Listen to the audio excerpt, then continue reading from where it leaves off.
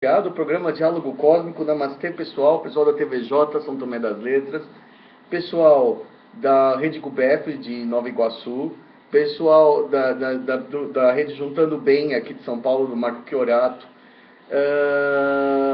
É um prazer estar com vocês, falando de assuntos variados aqui, tentando responder o que os leitores me mandam. Eu estou sempre em busca de uma coisa nova. E hoje eu vou responder, eu não vou nem dizer em nome de fulano, de ciclano, mas realmente coletivamente, né? Eu recebo com frequência as mesmas perguntas, né? A pergunta campeoníssima é o que eu acho de Deus, né? E se reptiliano é do mal? Isso é a pergunta mais comum que tem, ou que eu acho dos Anunnakis, né? Eu já falei desses temas. E tem um outro tema que eu fiquei meio que adiando para falar, por falta de conhecimento científico. Às vezes é difícil para mim falar de certas coisas sem ser um cientista, sem ser um físico, né?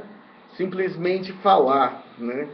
Mas eu vou me arriscar a falar o que eu acho de um tema que está surgindo demais, que é a questão do John Titor. Esse John Titor, que John, né, J-O-H-N, Titor, T-I-T-O-R, o John Titor, que diz que vem do futuro. Foi uma febre na internet, né, uns anos atrás, até uns meses atrás, né, e as pessoas me perguntam: o que você acha do John Titor? O que você acha do John Titor? John Titor isso, John Titor aquilo, né? E eu falo sempre para todo mundo que, em primeiro lugar, eu não acredito em viagem no tempo, especialmente para o passado, né? Além do fato de que o John Titor tem uma série de incoerências. Mas as pessoas ficam assim: não, mas por que o John Titor não sei o quê? Porque o John Titor isso e aquilo, né? Então eu vou ler um pouco sobre o John Titor. O John Titor, ele é um sujeito que começou a postar entre 1999 e 2000, né? Eu não sei por que ainda se discute a credibilidade do John Titor, se ele não acertou nem a queda das Torres Gêmeas, né? Em que futuro que ele vivia que ele não viu nem a queda das Torres Gêmeas? Mas assim, em todo caso eu vou falar um pouco de John Titor, né? Ele avisou que uma guerra civil começaria em 2004 nos Estados Unidos. Não aconteceu. Em 2015 a Rússia lançaria um míssil no país, acabando com os estados inteiros e iniciando a Terceira Guerra Mundial. Mas ele já errou 2004, já errou as Torres Gêmeas que ele não mencionou. Por que eu vou acreditar nisso? Os Estados Unidos se dividiram em 5 países com um presidente cada. Impossível. Os Estados Unidos é muito coeso. Não tem guerra separatista nos Estados Unidos. Não tem movimentos desse gênero. Se fosse a Espanha, falasse que a Catalunha é País Basco. Até o Brasil agora, com toda essa confusão de estados que suportam o PT e não suportam, até entenderia. Mas os Estados Unidos não têm esse tipo de intenção de dividir. Canadá, sim, Canadá poderia virar 2. Ter o Canadá francês e o Canadá inglês, mas os Estados Unidos não tem porquê, né? Então, assim, é uma coisa, no meu entender, bastante boba, bastante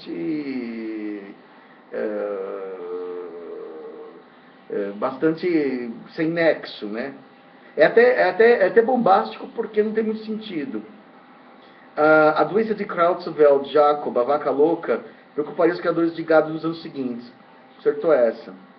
Não haveria realização de Jogos Olímpicos após as guerras civis de 2005. A gente teve aqui no Brasil em 2013. Tá errado, né? John Titor também afirmava que havia um código de conduta que o proibia de fornecer informações mais privilegiadas sobre o futuro, vamos dizer, tecnologias que mudassem. Imagina, né? Quer dizer, até pode ser, mas assim, se fosse realmente, se existisse mesmo esse sujeito, os próprios militares americanos iam capturar e torturar um indivíduo que veio do futuro, que vai saber alguma coisa do futuro. Depois ele falava também, o John Titor, da máquina do tempo dele, né? Que parecia demais com aquele carro, o C-202 Gravity Distortion Time Displacement Unit. Ou seja, o C-204, unidade de deslocamento de tempo e gravidade, que é igualzinho, é parecidíssimo na foto com o carro de Volta para o Futuro, né? Quer dizer, praticamente inspirado no filme, né? Assim, na internet é lógico que quando uma coisa corre, as pessoas se entusiasmam, aquilo pega, né? Aquilo inflama. Mas realmente assim, tinha tantos furos na história dele, né? Ele publicou, na verdade, por 4 meses sucessivamente, né? E depois a família dele não foi encontrada, não existia esse Titor em Tampa, Flórida, entendeu? Em Tampa, uma cidade da Flórida, não tinha essa família Titor, quer dizer, não tinha os ancestrais dele, né? Se ele vinha do ano 2036, não é tão distante assim.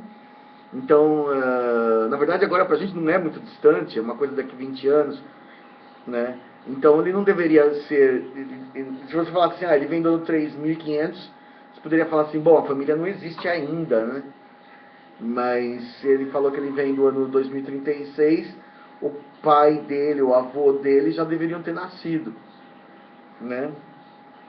Aliás, o pai dele já deveria estar vivo, né? A história criada pelo personagem Joe Titor foi elaborada, as fotos mostradas eram de baixíssima qualidade, o que condiz muito com o cara do futuro, né? E depois, por exemplo, tem uma série de outros furos na história do John Titor. E aí, por exemplo, uma coisa que é muito curiosa é que as pessoas assim acreditaram, né?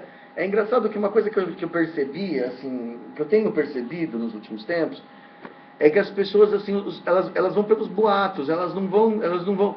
Gente, tem o Google, tá no Google. Eu não precisei procurar nos Estados Unidos. Tá no Google que ele postou em 1999, que ele não mencionou as Torres Gêmeas, que ele não mencionou o ataque ao Pentágono. Entendeu? Quer dizer, só por isso as previsões de futuro dele já não valem nada. Se ele tivesse dito em 1999, em 1998, que as Torres Gêmeas iam cair, ó para ele, mas, entendeu? Ele nem isso fez. Né? Então por que eu vou acreditar na guerra de 2015? Por que eu vou acreditar no fim das Olimpíadas também, que não aconteceu em 2004? Né? Então as pessoas assim, elas ouvem um nome e falam assim, John Titor, um cara que vem do futuro. É verdade? Fala assim, poxa gente, mas vocês procuraram no Google? Qual é o embasamento? Né? No Google, o que a gente faz? Como a gente faz pesquisa Google? A gente coloca o nome. Principalmente se você colocar em inglês, John Titor Future, vai lá, né? Aí vão aparecer vários sites. Aí como é que a gente peneira uma pesquisa Google? A gente lê 5, 6, 7, 8 blogs e vê o que bate, né? Vê o que foi copiado do quê. Depois você tenta descobrir a origem do que foi escrito ali, né? Depois você tenta descobrir, daí você vai descobrindo, por exemplo, se tem algum site científico mencionando, não tem. Depois você vai descobrir, por exemplo, postagens antigas de internet que falam dele, né? As pessoas me perguntam até, assim, por exemplo, por exemplo, Cássia faria hipnoterapia. Eu falo assim, poxa, gente, está no Google, né? Como que eu faço para achar? Google, né? Quer dizer, então, assim, por exemplo, sobre o John Titor, eu achei várias postagens de algumas pessoas que acreditam nele ainda, o que me espanta, porque o cara errar as Torres Gêmeas, para mim é fim de jogo, né?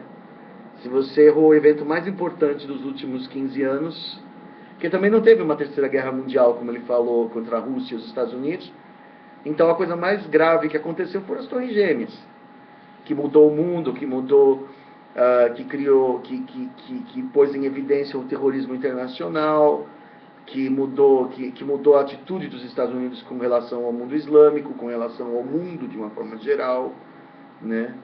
Então, um dos eventos mais importantes, agora ontem a gente teve isso na França, né? Teve isso na França aí recentemente, bom, não vai passar amanhã, então foi um negócio que aconteceu alguns dias atrás aí do Charlie Hebdo, uma coisa assim.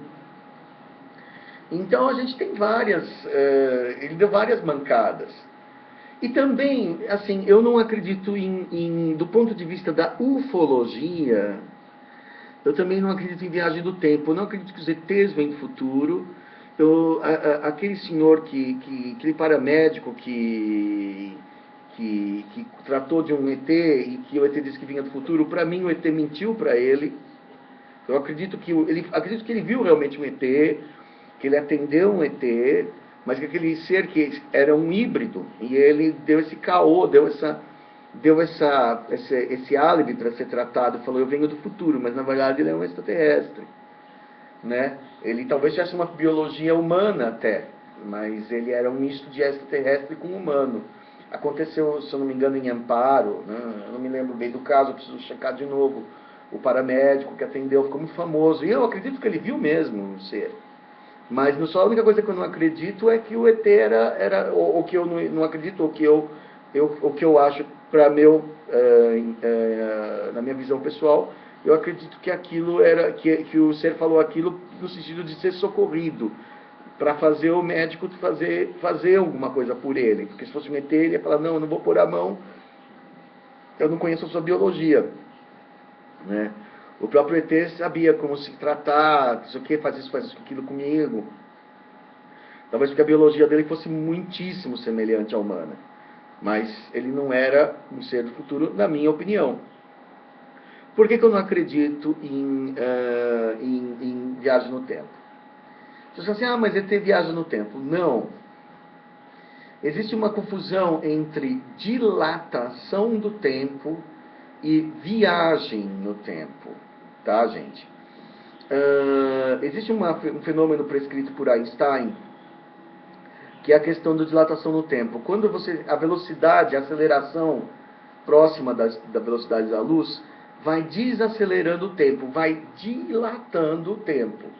Então, por exemplo, numa nave espacial que viaja próxima da velocidade da luz, isso inclusive é observado até mesmo por corpos celestes e tal, e que viajam a alta velocidade, ou a questão das naves.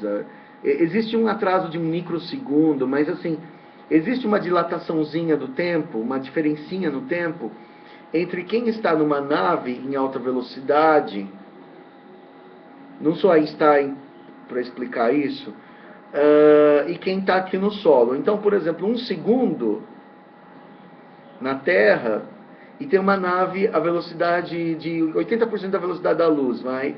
Aqui, um segundo deles, eles acham que estão normais, mas um segundo deles leva 2 segundos, 3 segundos, 4 segundos do nosso. Se você pudesse assistir, né, um vídeo de uma nave espacial, de uma nave de um UFO, viajando próximo da velocidade da luz, viajando a uma velocidade estrondosa, e você estivesse aqui na Terra, e eles estivessem passando em tempo real, você veria em câmera lenta, assim, porque o tempo dele está dilatado. Por isso que o Cabo Valdez, lá do Chile, ele foi abduzido por 15 minutos, né, o famoso caso Valdez, e quando ele voltou, ele estava barbudão. Por quê? Porque a bordo da nave, né, teve uma dilatação ou teve uma compressão do tempo, teve uma modificação, né, do tempo. Ele voltou como se tivesse passado muitas semanas, e ele ficou lá 15 minutos. Quer dizer, existem umas incongruências entre o tempo dentro da nave e o tempo fora da nave, né? Mas eu não acredito muito que os extraterrestres, por exemplo, possam voltar para o tempo de Cleópatra ou para ver a crucificação de Jesus, se eles não estavam lá na época, e talvez estavam em naves e filmaram tal. Mas voltar, o tempo como se fosse um filme que você anda para frente e para trás, né? Eu não acredito que isso exista. O tempo não existe enquanto uma substância que você percorre para frente e para trás. Ele é só a sequência dos acontecimentos, tudo bem, vinculado à gravidade, tempo e espaço. O que eu quero dizer com isso? Por exemplo, Agora eu vou usar um pouco de física, inclusive assim, quem for físico que me corrija as bobagens que eu vou falar. Mas a viagem pro tempo, né? A viagem pro tempo, em primeiro lugar, seria muito mais fácil fazer para frente do que fazer para trás, né? Porque para fazer para frente você precisa acelerar uma partícula à velocidade da luz, né?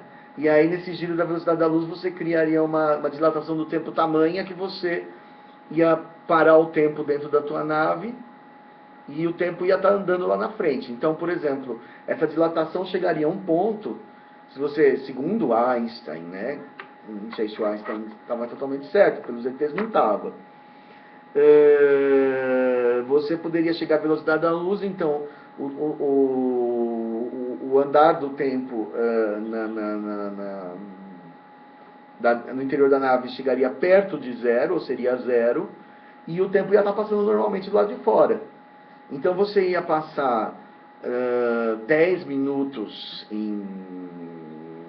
numa nave, e você ia passar, e do lado de fora teria passado 3.000, 4.000 anos. Isso foi, por exemplo, que exploraram, esse paradoxo, né, que a gente chama, foi o que foi explorado no Planeta dos Macacos, né? Que o Taylor, se não me engano, o original, o Planeta dos Macacos original dos anos 60, que é infinitamente melhor que essa bobagem que fizeram recentemente, né? Acho que, se não me engano, era o comandante Taylor. Ele viaja ele desce num planeta que ele pensa que é outro planeta, né? Encontra o mundo dominado por macacos, os humanos são escravos, são animais, na verdade não chegam nem a ser escravos. E aí ele vai, encontra o orangotango, que é o Zai, o Zazira, que era aquela macaca legal, né? E aí o Tio Cornelius, que era um militar, era um gorila malvado, não sei o que, não sei o que. Aí ele consegue fugir com uma mulher que ele chama de Nova, e até que ele chega numa praia, né, muito bonita, e aí ele grita, não, não! E aí quando ele olha assim, tem a Estátua da Liberdade, ele descobre que a Estátua da Liberdade estava ali, a cabeça da Estátua da Liberdade estava semi-enterrada na praia, então ele tinha voltado para a Terra. Ele tinha voltado para a Terra no século 40, no século 35, e já não existia mais civilização humana. Tanto que o Dr. Zaius, o orangotango, fala assim, olha, veja só, ele vai encontrar, deixe que ele siga, ele vai encontrar o seu futuro, ele vai encontrar o seu destino, que o destino da humanidade era a autodestruição. O Zaius sabia que os humanos tinham tido uma civilização no passado, ele tinha uma bonequinha que falava mamãe, e tinha uma dentadura, tinha artigos de civilização humana nos seus achados arqueológicos de uma Nova York de 2.000 anos antes, né? É muito impressionante aquele filme, marcou muito a minha infância, é muito bonito, né? Essa questão tanto da destruição da humanidade como a questão da viagem no tempo, um filme de ficção científica, no meu entender, do mesmo patamar que 2001, não recebeu tanta atenção, mas é tão bom quanto, né? Aliás, nos anos 60 os filmes eram bem melhores, até os anos 70. Depois, hoje em dia é tudo muito bum, bum, bum, muito efeito e pouco conteúdo muitas vezes, né? Entendeu? Mas agora falando só um pouquinho de física pura mesmo, que o Stephen Hawking fala que existem várias ondas de futuro e talvez fosse possível, talvez não fosse possível, que aí pelos buracos de minhoca talvez fosse possível viajar no tempo, né? Mas aí existe um parágrafo no qual eu vou me basear aqui. Outra hipótese, segundo Stephen Hawking, é que a máquina do tempo ainda não foi inventada, os turistas só podem retroceder até a data da ativação da máquina. Ou seja, não seria possível viajar para o passado além de antes da criação da máquina. Você poderia viajar só dentro da máquina. Mas, segundo a teoria geral da relatividade de Einstein, algumas soluções exigem que o universo tenha características que parece não ter. Quer dizer, a teoria do Einstein não está provada ainda totalmente na física. Ele lançou teoria, né? Por exemplo, se fosse possível viajar mais rápido que a luz, então as viagens no tempo seriam possíveis. Ou seja, para você viajar para trás, É matemática. Se vai desacelerando até a velocidade da luz, e a velocidade da luz é zero tempo, então para você teria que estar acima da luz para o tempo andar para trás. Entendeu? Quer dizer, isso é uma coisa que esse John Titor, ele tem que ter uma máquina que viaja acima da velocidade da luz. Né? Ele não é nenhuma distorcer o tempo acima da velocidade da luz. E assim, na ciência humana atual, a gente não é ET, né? Essa energia requerida seria muito grande.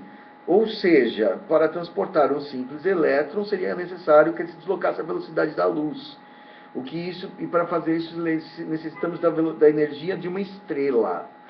Quer dizer, na ciência, no paradoxo da científico atual, né, assim, é contraditório. Você precisaria de uma estrela inteira, de um sol inteiro, para fazer um átomo, um elétron, viajar 1000 anos no tempo, e você ia fazer o que com isso?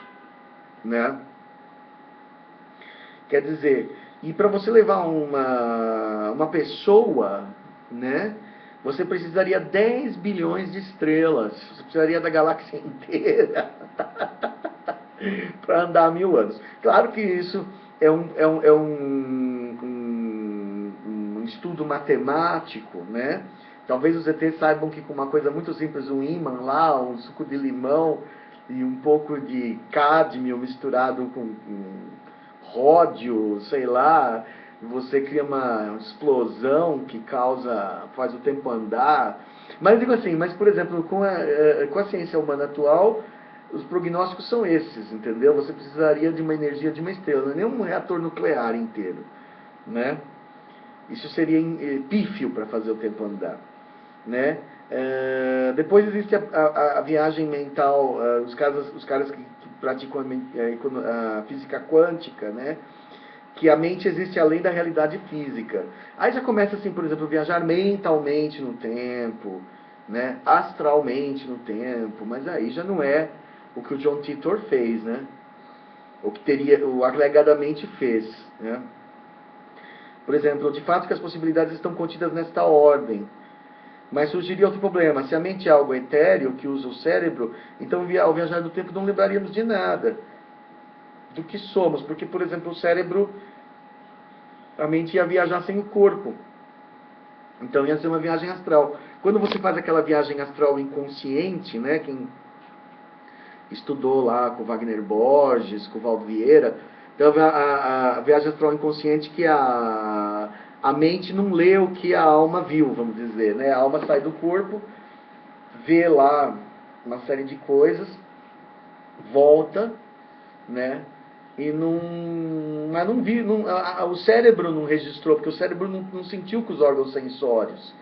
Então fica numa mente subconsciente. Quer dizer, esse tipo de viagem astral a gente já faz.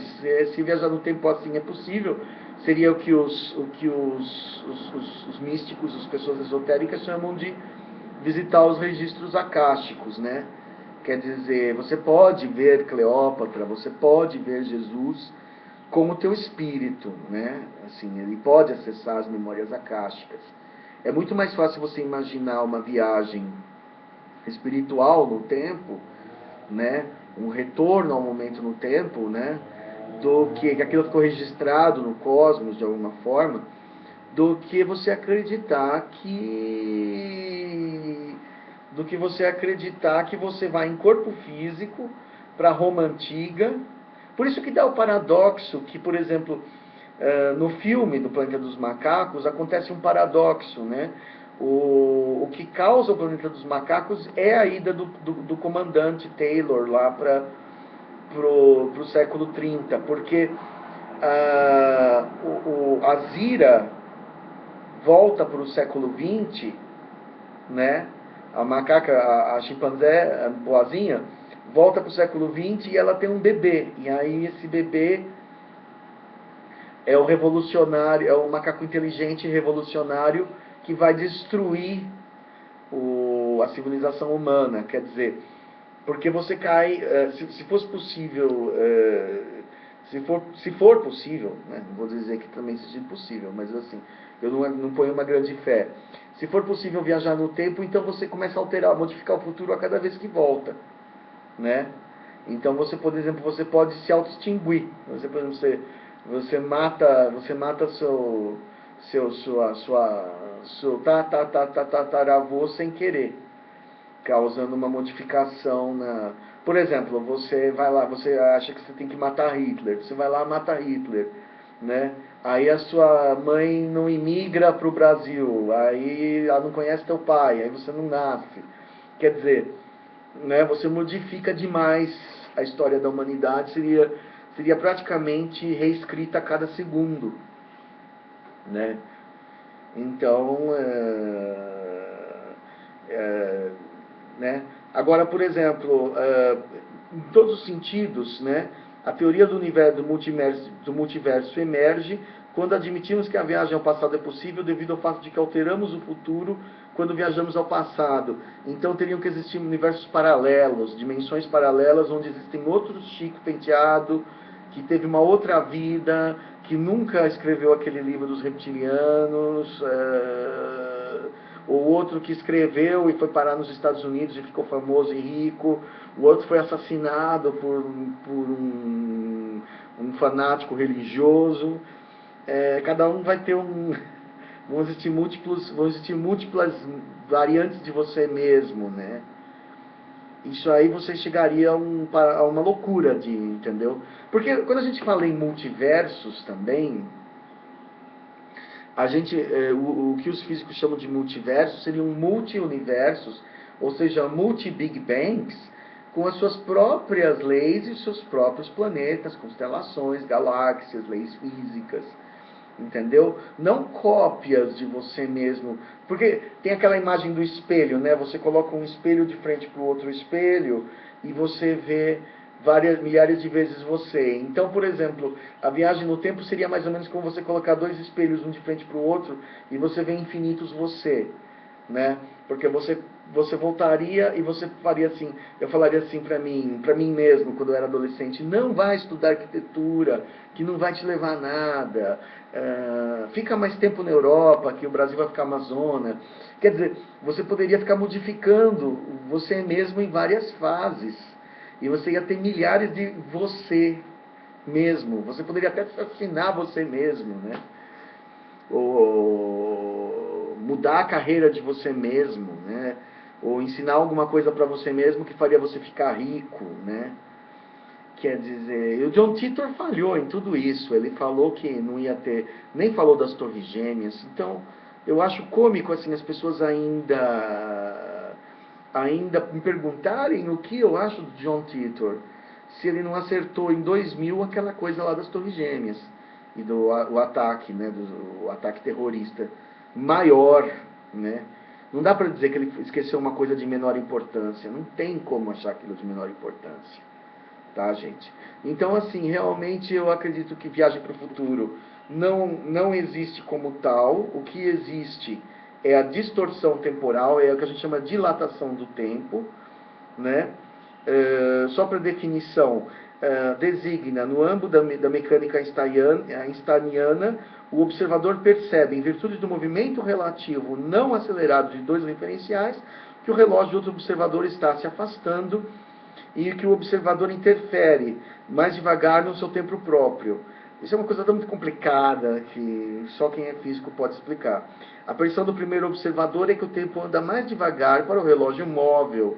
Ou seja, o cara que está se movendo no espaço a velocidade próxima da luz estaria em baixa velocidade, né? Ao passo que na relatividade restrita, teoria ainda atrelada ao conceito de referencial inercial, a dilatação do tempo é simétrica em relação aos referenciais. Ou seja, para qualquer observador, o relógio móvel se atrasa em relação ao que carrega consigo. Por exemplo, duas pessoas na Terra veriam o tempo na nave atrasar igual, porque a outra nave é que está rápida com relação à Terra. A dilatação temporal devido às acelerações não é simétrica. Nesse caso, observadores concordarão sobre qual dos relógios adianta e qual atrasa. Considerando novamente a relatividade restrita, O intervalo de tempo entre dois eventos quaisquer é sempre o menor possível quando medido pelo observador que detém o relógio. Tempo próprio do observador. Aí tem uma história de relatividade restrita, relatividade geral. Relógios com baixa energia potencial em um campo gravitacional andam mais devagar. Aí tem a relatividade geral, envolve a gravidade também. Então o nosso tempo é um pouco mais devagar do que o tempo de quem está no espaço. Aí tem mais esse dado, né? O relógio na órbita da Terra está numa cadência mais lenta que uma similar em órbita de maior raio. Ou seja, se você estiver na Terra, o seu relógio é um pouquinho mais lento do que se você estiver no espaço exterior. Tem mais esse fator que altera, que modifica tempo, que dilata tempo.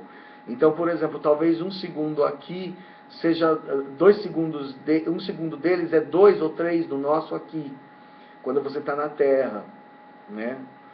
Em contraste, a dilatação temporal atrelada à gravidade, tratando na relatividade geral, não é recíproca. A dilatação temporal gravitacional é inferida em todos os observadores envolvidos. Bom, eu não sou físico, eu não vou nem me arriscar a falar essas coisas, mas eu só quero dizer assim, por exemplo, é possível você estar numa nave e a nave, o tempo para você passar devagar lá dentro, passar rápido lá dentro, e você sair passou um tempão, ou vice-versa, porque pode ter uma modificaçãozinha nesse sentido. Eu não sei como isso funciona, mas não significa que, por exemplo, você pode voltar para ontem. Entendeu? O que pode acontecer é que, por exemplo, você pode sair de uma nave barbudo depois de 10 minutos dentro do lado de fora. Entendeu? 10 minutos do lado de fora passaram 5 dias lá dentro. Isso pode acontecer. Mas não você voltar. Quer dizer, então a dilatação do tempo significa incoerência na contagem do tempo atual. Né? A maneira como você sente o tempo. Tanto que eu lembro de um caso de uma abdução que um ET perguntava: como é que vocês medem o tempo? E o abduzido falava: eu não me lembro, se vocês souberem me lembrar quem foi. O abduzido falava em horas, minutos. Ele falou assim: não, mas não perguntei isso. Eu perguntei como é que vocês medem o tempo. Vocês precisam medir de uma forma mais precisa. Quer dizer, o ET estava querendo dizer assim, que é o tempo em relação à gravidade, em relação à aceleração. Entendeu? Porque uma hora é uma hora é uma medida de tempo. Mas eles sabem que o tempo pode passar, a gente tem essa sensação, né? Que o tempo passa devagar ou rápido. Quando está feliz ele passa rápido, quando está chato ele passa devagar. Essa percepção também parece existir na física, né? De que o tempo dilata ou comprime, né? Na maneira, pode ser uma, então na verdade teria que se dizer assim: eu passei uma hora rápida, eu passei uma hora lenta. Eu passei uma hora muito lenta, eu passei uma hora muito rápida. Eu passei uma hora 2 vezes mais rápida do que a hora anterior, né? Seria, na verdade, assim. Tá bom? Não sou ET para viajante de nave. Sou reencarnação, coitado de mim. Estou aqui, sei tanto quanto vocês, tá? E o Einstein certamente tem furos na teoria dele, embora ele tenha chegado bem perto. Tá bom, pessoal? Chico Penteado, programa Diálogo Cósmico e Namastê.